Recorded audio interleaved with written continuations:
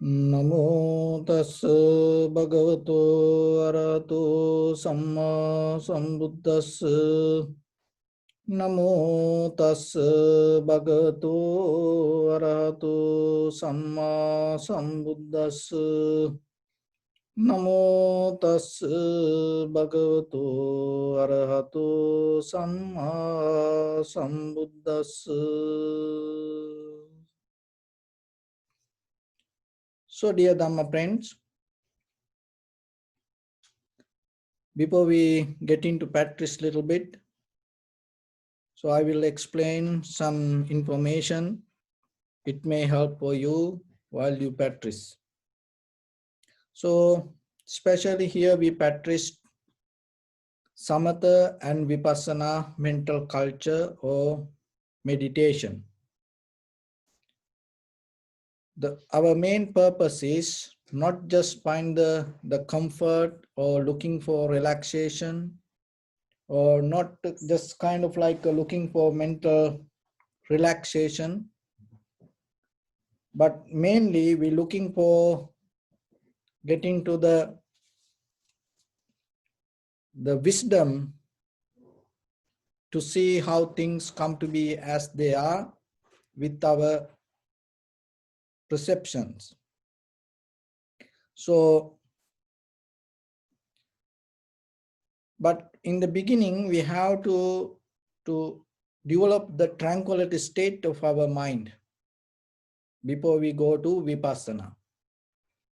Because the very nature of our mind always busy and go here and there. And because of this nature, sometimes we cannot use our mind the way we want. So then in the beginning, we want to make our mind usable. So how you can do that? In the beginning, you try to bring your mind to the present moment. So to get into the present moment, just by thinking about it doesn't work, because we try to get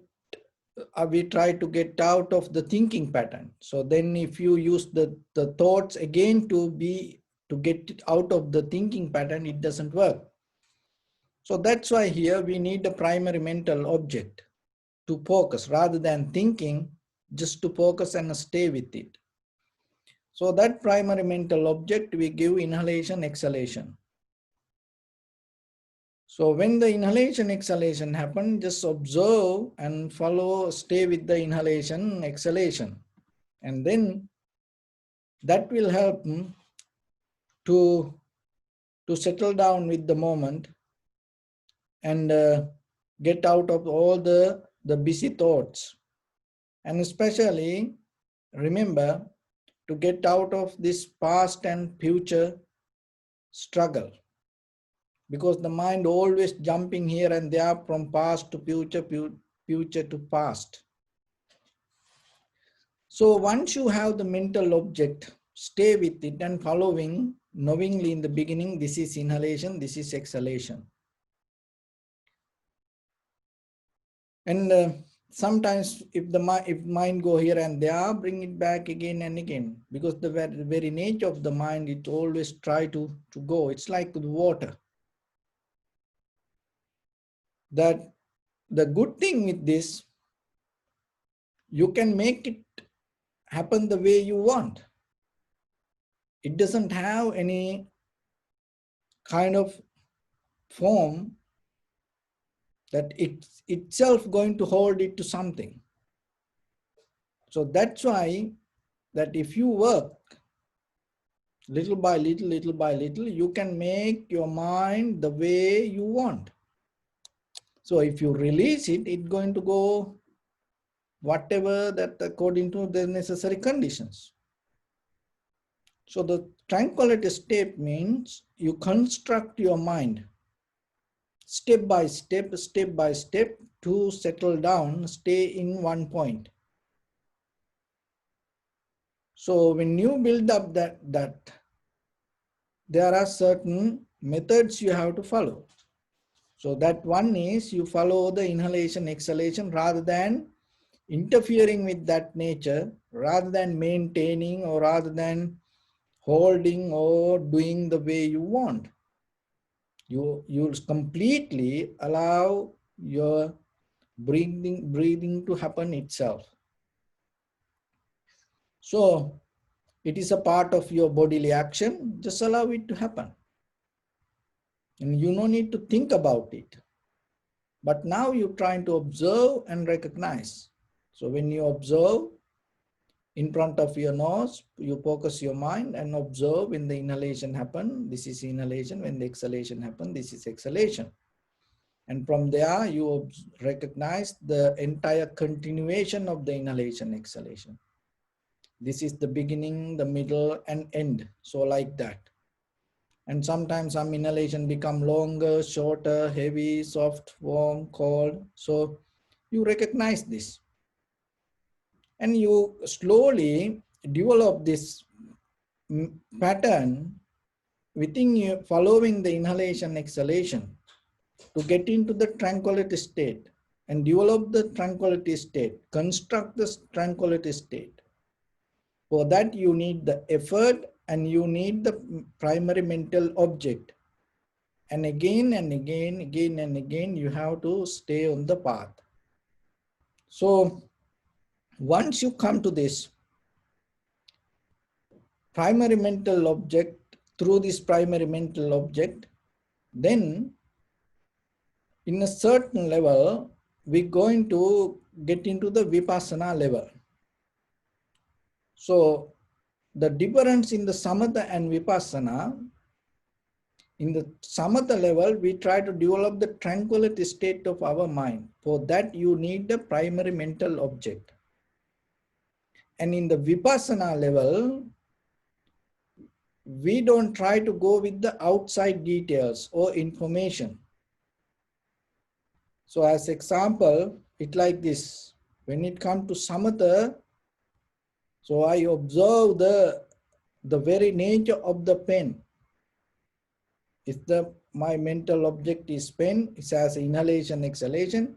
So I observe inhalation, exhalation, and the beginning, the middle, and end, and sometimes short, long, heavy, soft. So like that, I go with the details that related to the inhalation or exhalation.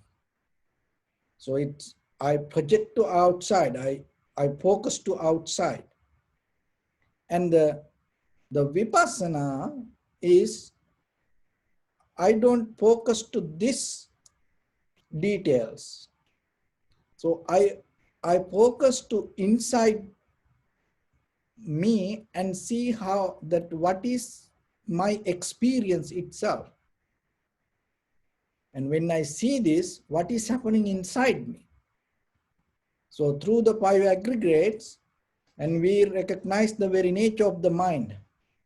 So when it comes to that in the very beginning, so what you have to do, you have to drop that all the information you carry from the tranquility state. So in another way, it's like this. In the tranquility state, you construct step by step, step by step, step by step. But in the vipassana level, you deconstruct. You get out of all the patterns. So the samatha meditation, you construct your tranquility state.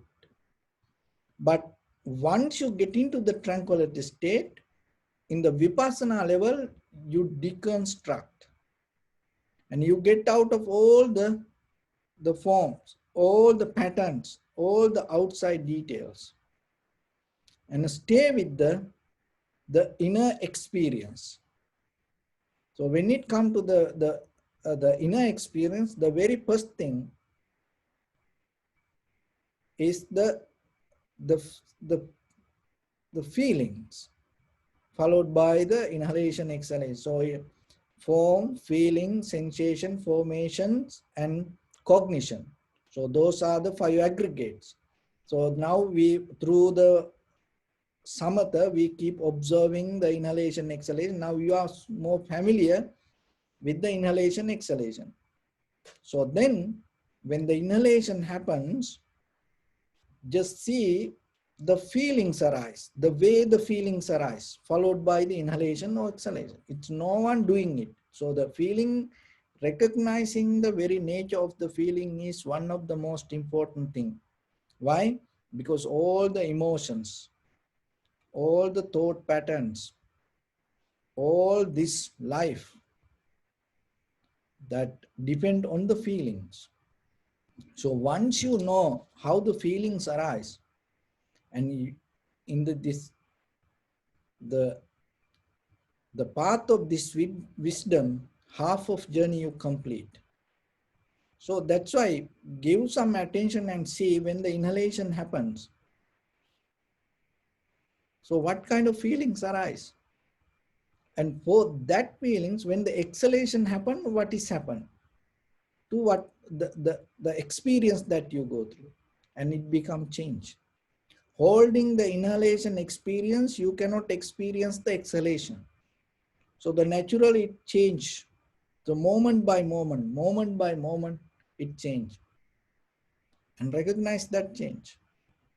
And then you see in between that, or in the middle of that experience, there is no place to settle down.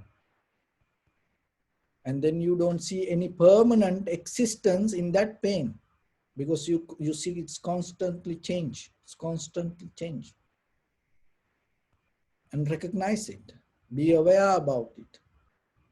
And when you're able to see that what is happening, you see, and followed by that change, the feelings, sensation arise. Sensations arise. And sensation is a little bit stronger than the feelings. Feelings are the giving ignite to the sensations. And the sensation bring the thoughts. So then when the feelings arise, thought arise, followed by that feeling. This is a good feeling, bad feeling, neutral feeling, so like that. Right away, when it arises, right away it divides. That's why when we reject something, it happens so quickly sometimes. And so this everything, even though we for the point of reference, we talk these things, divide things. We talk part by parts. But when things happen, when these things arise, it happen mostly as one. So then with the thoughts, the recognition or the cognition arise. And this all change moment by moment, moment by moment. So observing this, recognizing this is the vipassana. So again and again, follow that and stay with it.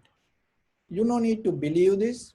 This is not kind of something if you don't experience it, you should not kind of like disappointed, or you should not push yourself, or I have to think about this way, I have to think like that. It's nothing to do like that. Just completely become relaxed. If you don't experience that, you can go back to the samatha or tranquility state, stay there and keep practice. And in a certain level, if you once your mind settle down, and then slowly you can try. So you can do it again and again and again. So, and suddenly right away, once you close your eyes, this is not going to happen. This is a process. So only thing is just try to stay with it little bit and be patient, and bring your effort and be disciplined with it, and then allow it to happen. So that way you can get some result yourself just by experiencing this practice. So let's practice a little bit, and your right palm on your left, and be comfortable with your posture. And focus your mind to head to toes. Scan yourself and say, Sopatveva, or may I be well and happy, 3 times.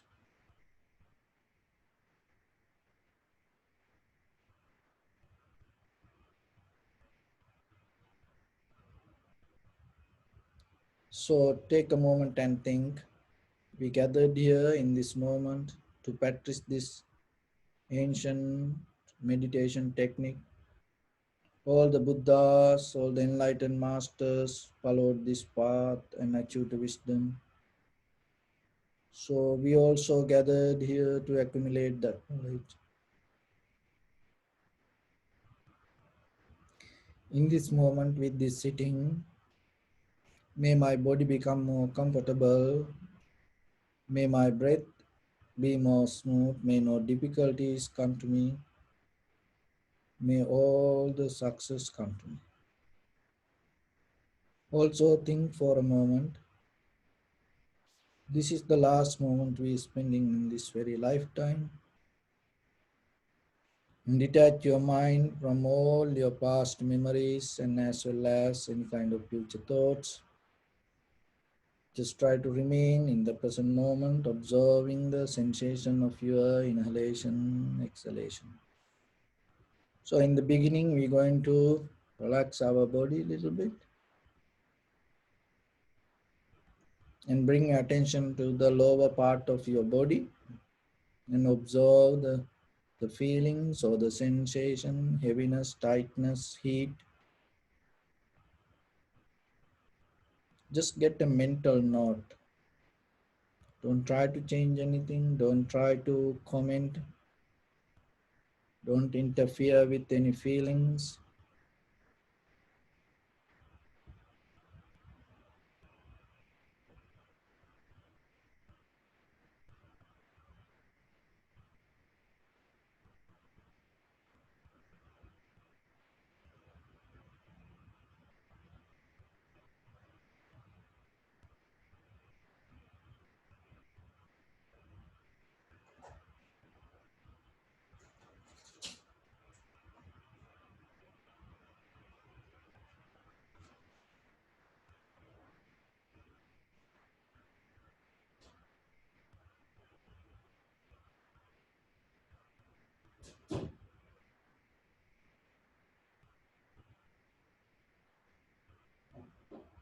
And bring attention to lower back.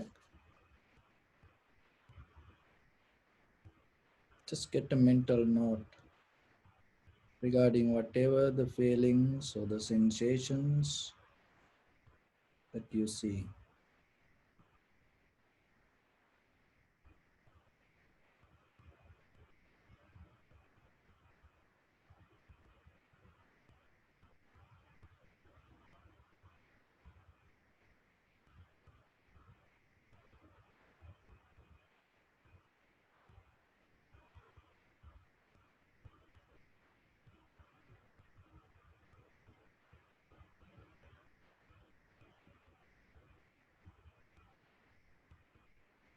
And your upper back and shoulders.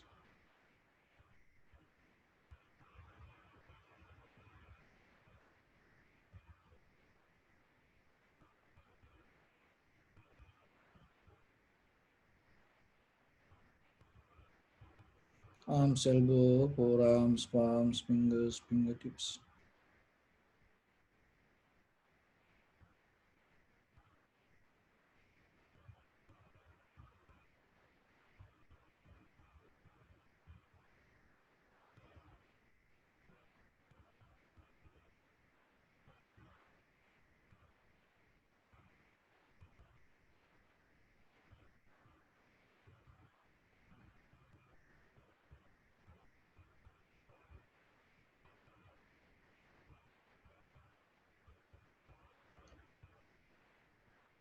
In your chest and abdominal area.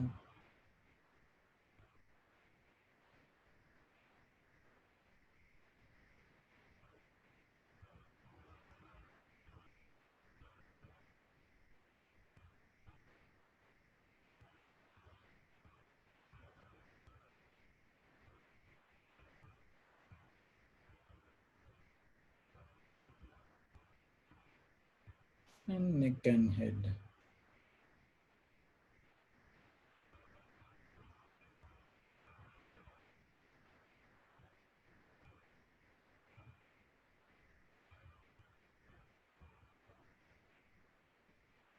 And bring your attention to your whole body and feel your whole body as one.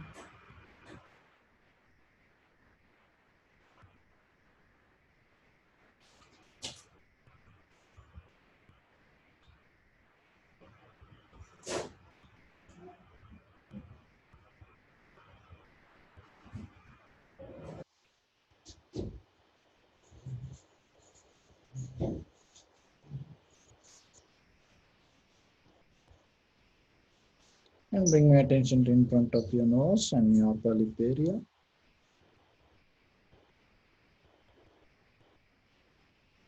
So in the beginning, deeply inhale, exhale 3 times and find the sensation in front of your nose and your upper lip area.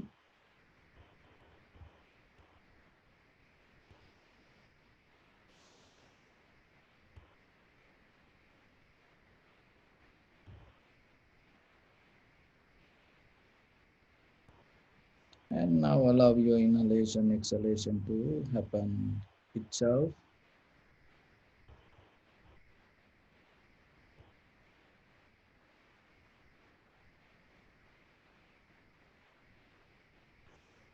And when the inhalation, exhalation happen, recognize it separately and don't try to change anything. Don't interfere with its natural process.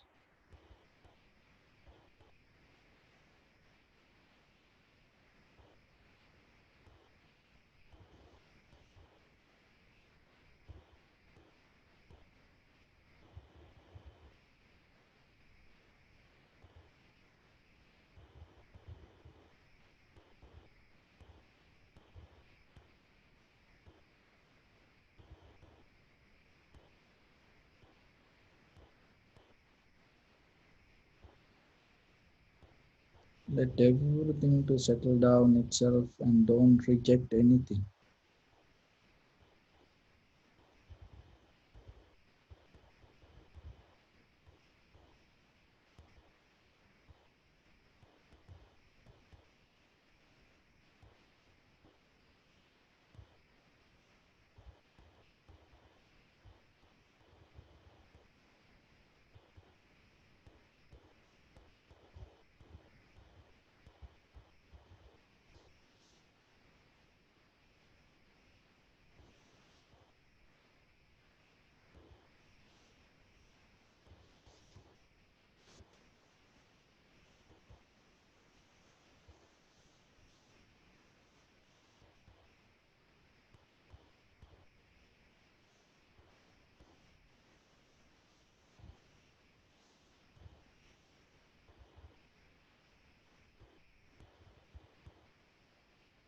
And follow the entire continuation of the inhalation and exhalation. Knowingly, this is the beginning, this is the middle, this is the end.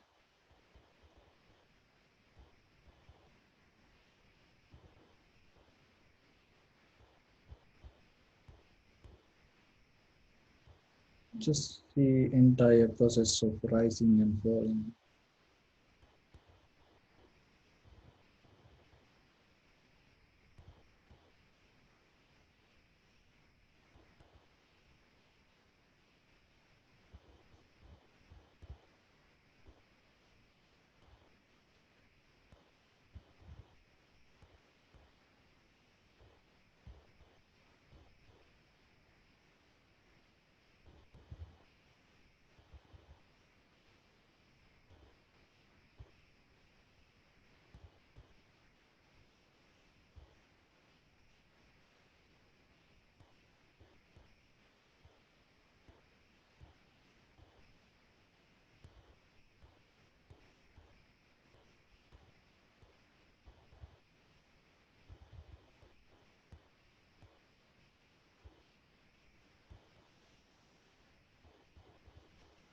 Some inhalation become longer, shorter, heavy, soft, warm, cold. Just accept it and recognize.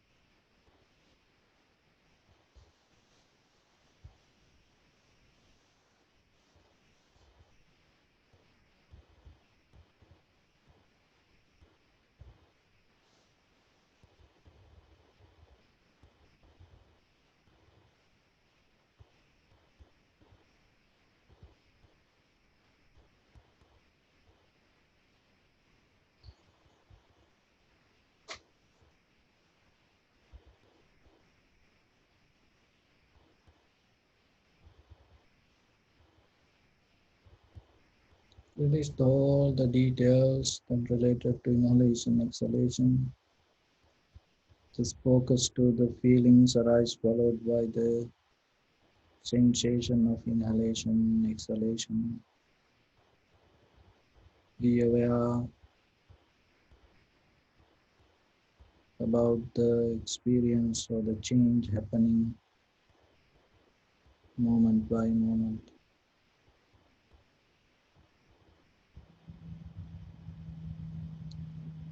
Completely be free from experience and keep the newness.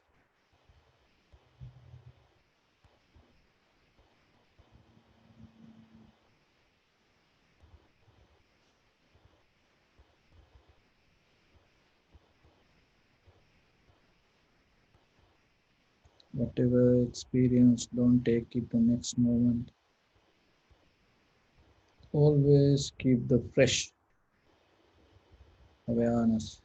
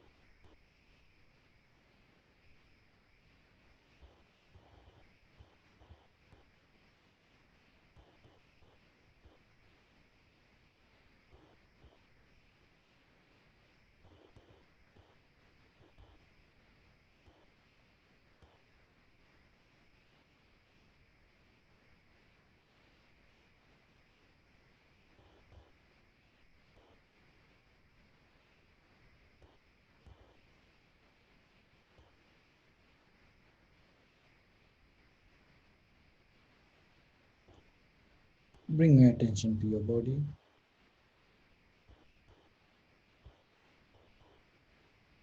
Observe your posture.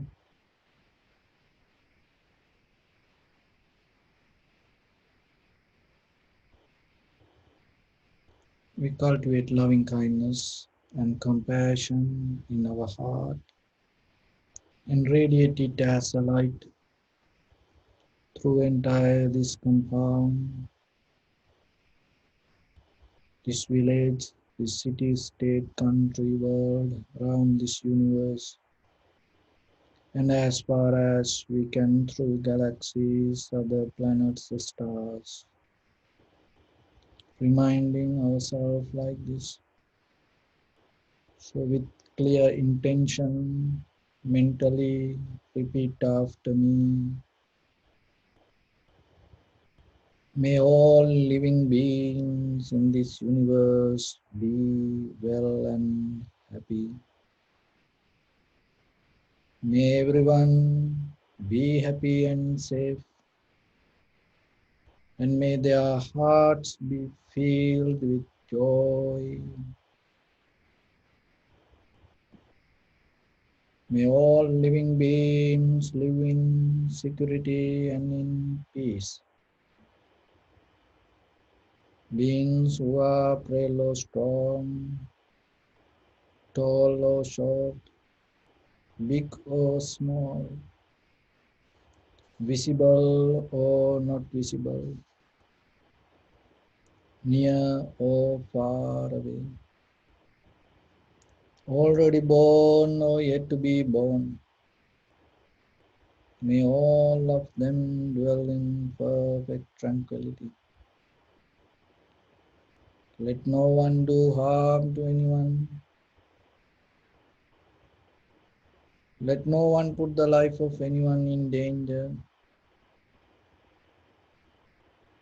Let no one out of anger or ill will wish anyone any harm.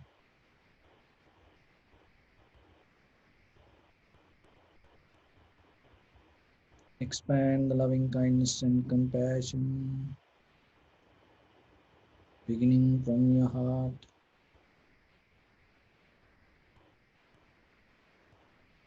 forward. So visualize yourself and send it as a light as far as you can.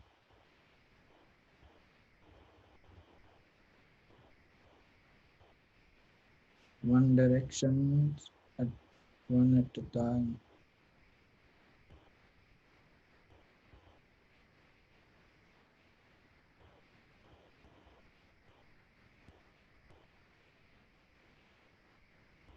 To your backside,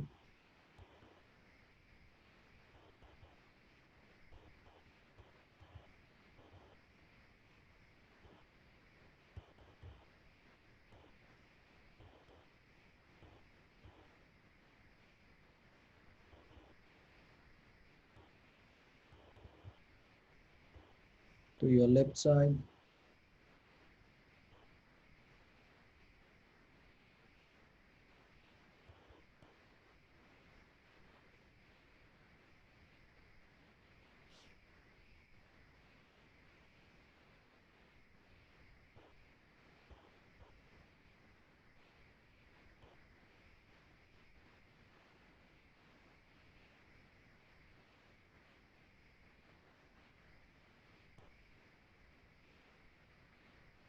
to your right side,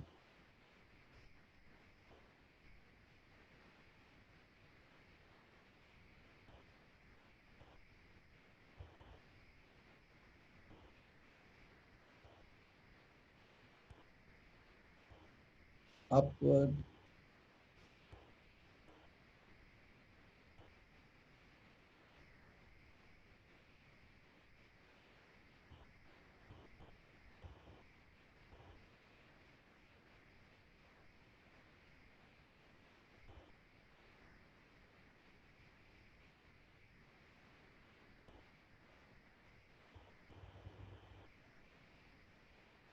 downward.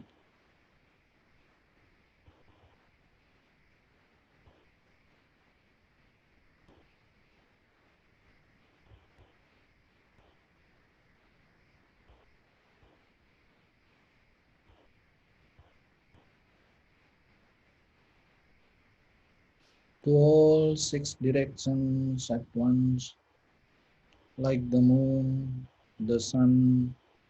Spread the light, spread the energy without any condition, without any limitation, without any resistance or without any judgment. Let your heart to shine with the loving kindness and compassion from the bottom of it, with the maximum effort to the highest.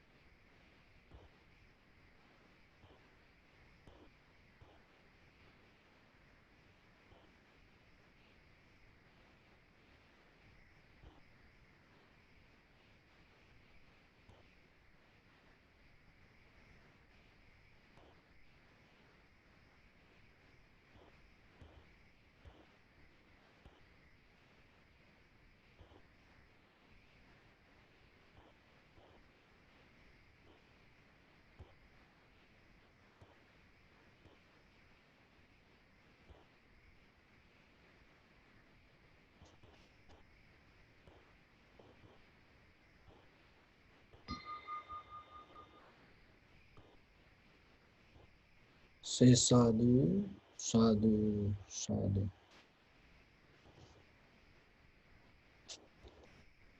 So, dear Dhamma friends, According to the Buddha's teachings, always you have to remember the main purpose in your life, you have to develop the wisdom yourself. So to develop that wisdom towards self-realization, without that wisdom, so whatever you do, it's not going to bring kind of any profitable skills to yourself. If anything doesn't bring any profitable skills, you cannot count it as a meritorious act. So sometimes in day-to-day life, we perform many kind of good activities, bodily, verbally, mentally, good activities. But at the same time, if you look very deeply, if you don't have enough wisdom to recognize the very nature of the ourself or our mind or the very nature of the world, and sometimes even though you do good actions, end of that all, you get hurt. Once you get hurt, you become unhappy. That unhappiness itself can lead you to resistance, create violence,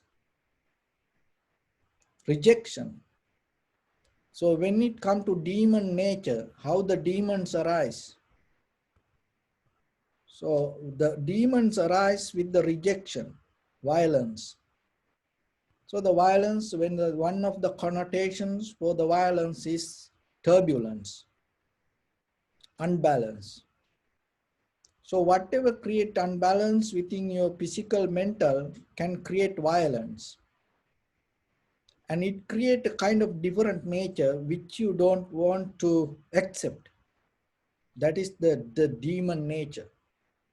So we look about the demons here and there and thinking about what it is, what it is. So remember always, the very demon nature is rejection and violence. So then when you practice meditation, one of the very important thing that you do, you neutralize this demon nature inside you. That means you don't reject. As example, inhalation, exhalation. In the third level that we always talk, when the inhalation become longer, shorter, heavy, soft, warm, cold. So you don't reject that anything. You just accept without interfering, without involving with its own nature. That is one of the great mental quality that if you can develop. So in that very moment, no any turbulence happen within yourself, because that turbulence itself take you to fear.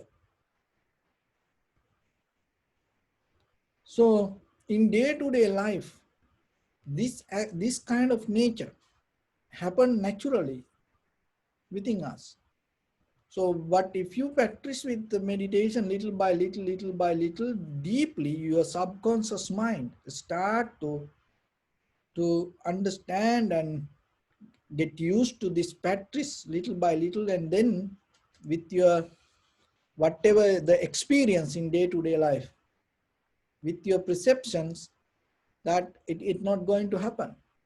So if you reject your perceptions, or if you have the turbulence with the perception with your eye, ear, nose, tongue, body, mind, that itself in that moment, the rejection or the demon nature arise.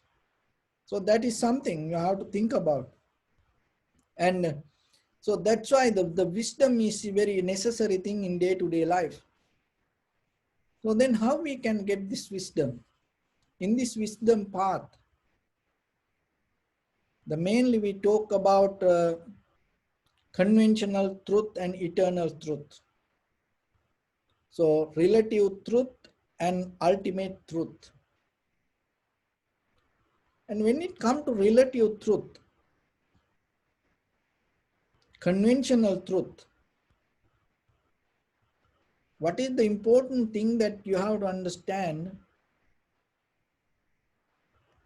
In the very experience of the relative truth or the conventional truth, whatever you talk about regarding the ultimate truth, also relative truth. Be very clear.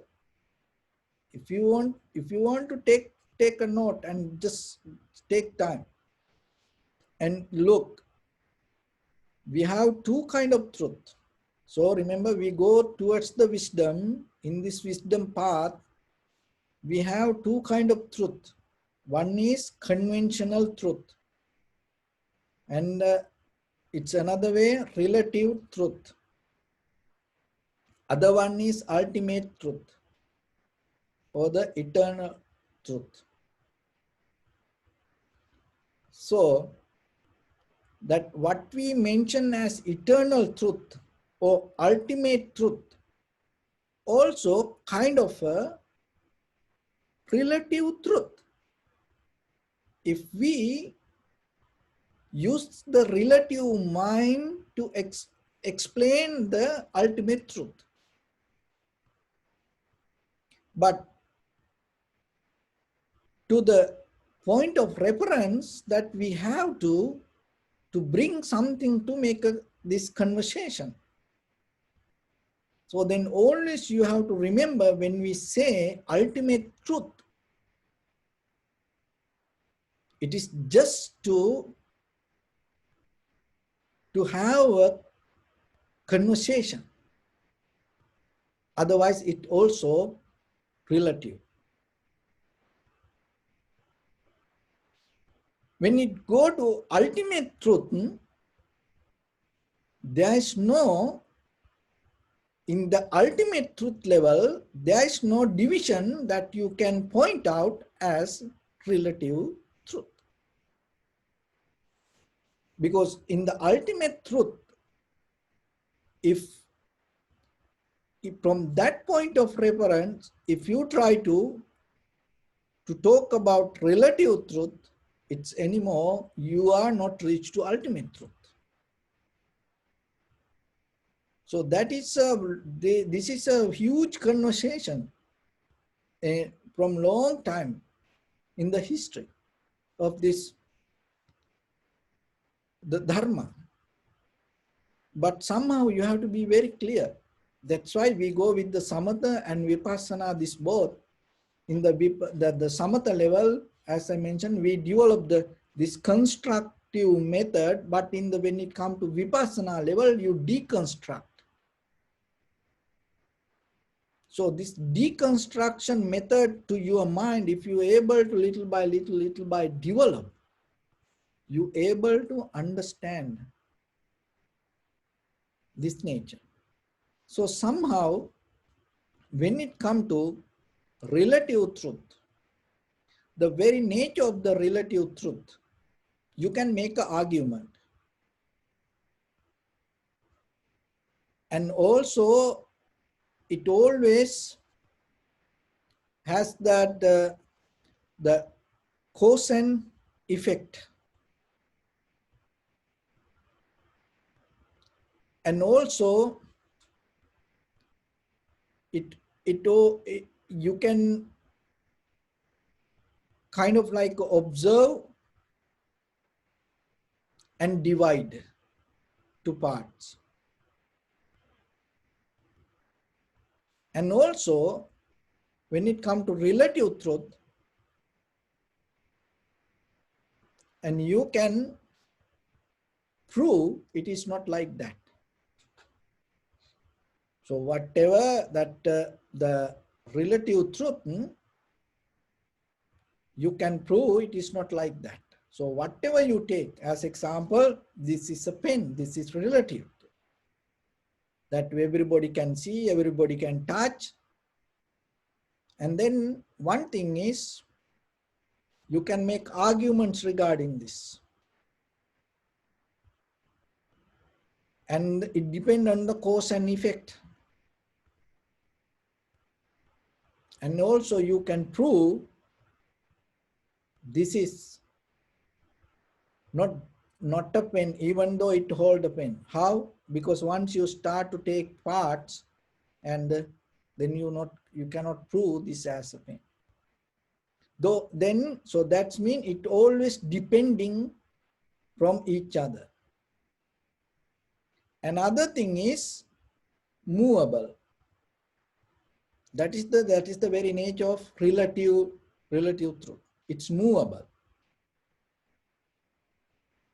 If it is not movable, it's not belong to relative truth. And another thing is, when it comes to this relative truth, so we didn't talk about ultimate truth, we just talk about the relative truth. So you and me, this everything, this that it's movable. This otherwise, if it is in unmovable, it doesn't function, then it not belong to relative truth. And also, if not depending on from cause and effect, it not belong to relative truth. And also, if you cannot make arguments, that means that other person cannot get a view regarding point of the reference for that person, and that also not belong to the point, the relative truth. So like that, when it comes to this relative truth, there are few things. And then other thing is, in that the truth, there are two parts: relative truth, ultimate truth, conventional and eternal. And then we just talk about the very nature of the conventional truth. In that conventional law also, there are two parts: valid relative truth and invalid relative truth. So the valid relative truth means like the moon in the sky, and then it's a valid relative truth. You can see it, everybody can see it, if we accept it, and we have that even we can introduce to others. It's a valid relative truth, but it is relative, but it is valid. And like everybody valid to say this is pen, and this is chair, this is computer, this is phone, this is light, this is a house. So everybody agree to do that. It's valid in that condition. And there's an invalid truth also, invalid relative truth. So invalid relative truth means like moon in the lake at night in full moon days. So you see the moon just shining in the water. You see it, but there is no something such a thing like that. But you see it, and you can tell to others, but it is not real. So it is relative, but it is not real. Another thing is, so it is invalid. Another thing is the shadow. It's invalid relative truth. Another thing is that when you look at your face in the mirror, that you see it, but it is not you, but it is not a different person. But in the mirror, there is no such a person. It's a reflection. So it is invalid truth. The most important thing is when it comes to relative truth, and in that relative invalid truth is the past and the future. So the past and the future related to invalid relative truth. So the wisdom means you have to exit from this relative truth. And before you exist, you should know you are in the relative truth. But the thing is this, most of people, rather than exit from the relative truth, they caught up to relative truth thinking regarding the ultimate truth. So as example, so with this relative information, you can attain to enlightenment.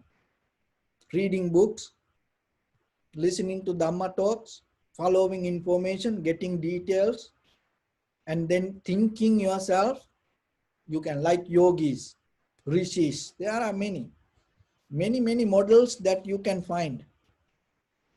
And the worst thing is, this all the university professors mostly sometimes, without the experience regarding meditation or the tranquility state like that, as a subject, they teach meditation as a subject. See, through the details, and they can get into samadhi. So it is a kind of invalid relative truth. And there are students, if they want, through information, and sometimes they attain to enlightenment. So that is one of the worst things that happened. As a subject, you study, and then you get into the informations, and in that information you caught up. Even that, it can happen to monks also. There are a lot of monks, and there are a lot of lay people. There are a lot of people, they practice meditation, and then as ideas in this relative truth and even invalid relative truth, they caught up. And then they caught up in, and then they believing, and they develop the ultimate truth. But they don't see, they recognize it, that the necessary circumstances followed by the relative truth. So then how you find the exits? How you get out of the relative truth, rather than caught up in that relative truth, thinking you you recognize the ultimate truth. So the very first thing that you have to understand, you are inside the relative truth. So that is what we does through the meditation, going step by step,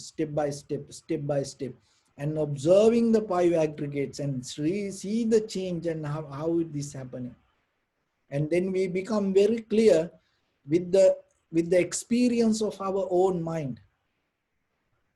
So once you become very clear with your own mind, in that very point, it's kind of like in the dark hole that you recognize the exit board. So that is where you recognize you are inside the hole sometimes. How about if you don't see you are inside the hole, you never try to exit. You don't look for exit because you think you are maybe exit. So in the spiritual path, when you look for truth, when you look for wisdom, sometimes our own ignorance hold we ourselves thinking it is the wisdom. That is the most dangerous thing with the relative truth. When you take this relative truth as the ultimate truth, you cannot exit. So then, to find the way, the one of the major important thing is dropping the resistance. When you see something, when you hear something, when you smell something, when you taste something, when you think something, in the middle of that experience, not to create any kind of resistance. When you don't have any resistance, there is no rejection. That when when there is no rejection means, remember this very careful, listen this slowly, very careful. With your eye, ear, nose, tongue, body, mind, with the perceptions, when there is no rejection, when the experience happen, total, when there is no rejection to 100%, when you are very clear and available, and there is no resistance or rejection, you come to a point 100% total acceptance. That is the moment you get the exit. To get that exit moment, when that exit moment happen, when you are totally become free from all the rejection and that resistance, in that very moment when you come to the point of total 100% acceptance with your perceptions, with your eye, ear, nose, tongue, body, mind, in that very moment, in the bottom line, in the deeper in your consciousness, no any kind of mental formations related to the past or the future. That is where the journey, the exist, that you can exist from the conventional truth, not by thinking, not by arguing. That's why that the Buddha in the sutras, in many times it's explained through arguments.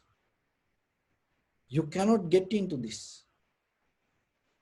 Through kind of like a too much effort, you cannot get into this.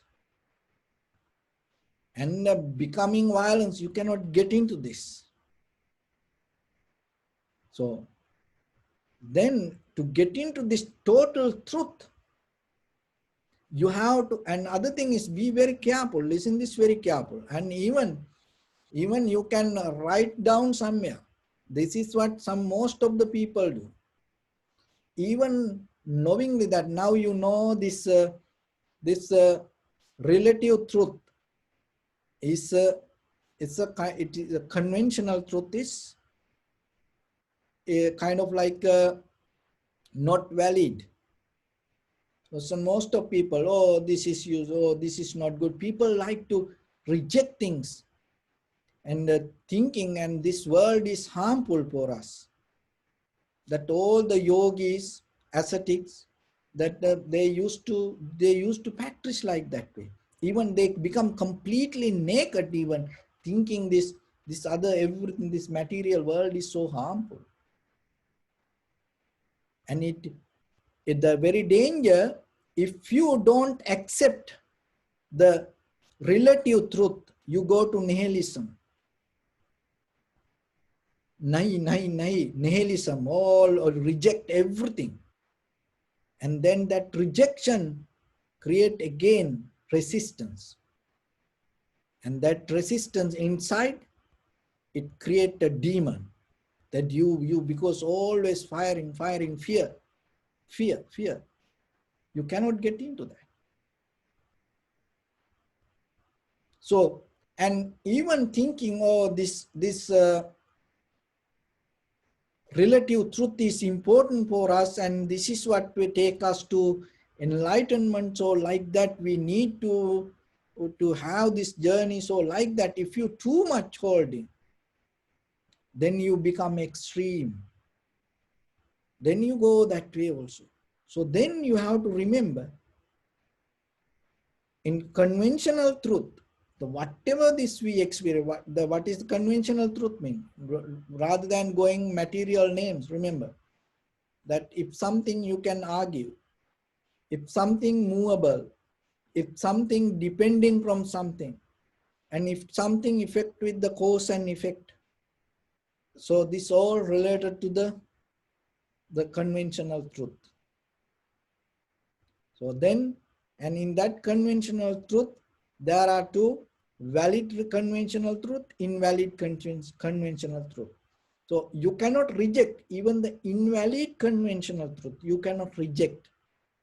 So as example, when you look at the moon,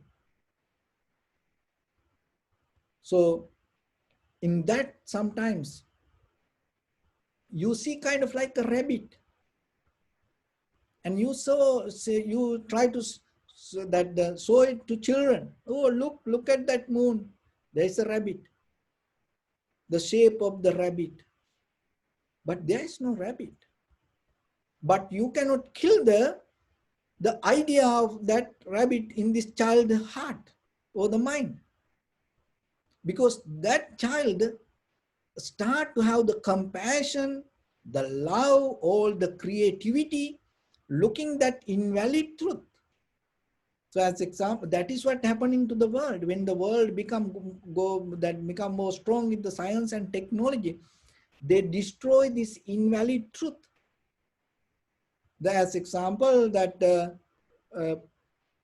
if the moon and the dark night, somewhere, if you look at the stars, and maybe you go to, in the full moon day, you go to the lake and you see the moon reflection in that lake. And it brings the creativity, but there's nothing. But that you cannot reject it, and you cannot jump into the lake and thinking to catch the moon also. So then what you have to do, you come to a point, total acceptance without rejecting. So then, and you just allow it to be there. That doesn't mean you take it as, oh, thinking, oh, there is moon. No, you just see it at the lake and it's a reflection, and you're not going to go to arguments. And you completely not get disturbed out of that. So that conventional truth, and even this relative truth, and the valid relative truth and invalid relative truth. So this both, you have to accept and let it be. But at the same time, rather than holding it to it, you have to find the exit. How you can find the exit? And rather than clinging to that, or rather than the rejecting it, just come to 100% total acceptance, your perception. In that very moment, no violence, that means no turbulence. In that very moment, no any demons, nature in you. That's where you completely become purified. In that purification, that's what we call self-purification. In that self-purification, you come to the total experience of the moment. In that experience, your transformation happen. That is what called liberation. But by reading, by listening, and go through lectures, go through some kind of books, you cannot get that. Why? Because it is relative. So then little by little, only thing is, any experience without rejecting and without clinging, holding, just let it be. With your eye, ear, nose, tongue, body, mind, just let it be. No clinging, no desire, no rejection. And it's very easy, because when you come to 100% no rejection with anything regarding your perceptions, and then you will see, because the rejection comes as a result of the kind of like a clinging. When you don't have clinging, there's no any kind of the resistance. So both this, it's kind of like interdepending each other. Without any clinging, there is no resistance. Without any resistance, there is no any clinging.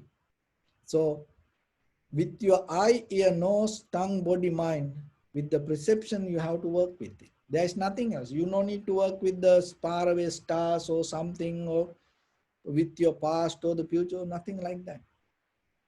Just with the moment. That's why when it comes to inhalation, exhalation, just recognizing inhalation, exhalation, and without interfering to that, and observing. Even when it comes to the five aggregates, without interfering, and just seeing how that the things happen, and give the moment for you to exit from the point wherever you are. So that is that is the point of the path of kind of liberation. But when you come to that, it's kind of like always imitation gold. Try to shine. Always try to appear like gold. That is the very nature of imitation gold. But when it comes to real gold, there is no kind of like effort even to appear like gold. It completely becomes neutral. The same thing happening in your mind also when you come to ultimate truth. In that ultimate truth, when you reach to something, in that very moment, you have no any struggle to become somebody. It's like the pure gold. It doesn't have any desire to shine, because it itself gold. It completely relaxed. It's comfortable wherever it is. And even if there is no any resistance, go against imitation. That is the beauty of the pure gold. It doesn't matter how shine, how beautifully shine, better than that. The real gold never have any single resistance regarding even the entire universe shine beautifully, beautifully, beautifully, more and more and more, higher than the pure gold. This pure gold doesn't have any single effort to shine and show off. I am better than you. I am better than you. So that's why I mentioned, try to come to a total acceptance and becoming neutral without any rejection with your eye, ear, nose, tongue, body, mind. When you come to that point, in that very moment, you become kind of like a pure gold. You exist, but no struggle. It doesn't matter others. So think about it. So with that, I bless upon everyone with this good practice. May all of you be well, happy and peaceful. May no harm come to you. May no difficulties come to you. May no problems come to you. May you also have the patience, courage, understanding, and determination to meet and overcome inevitable difficulties in your life. During this time period, may everyone stay healthy and safe. And finally, may all of you attain supreme bliss of Nibbana. Sabbityo vajjantu sabbarogo vinasatu mate bhavatantarayo sukhi digayuko bhava. Ettavata cammi sampadang punya sampadang sabbe deva anumodantu sabba sampatti siddhya. Sabbe bhuta anumodantu sabba sampatti siddhya. Sabbe satta anumodantu sabba sampatti siddhya. Idammi punya kammang asavakkaya vahang hotu sabba dukkha pamuncatu. Bless you.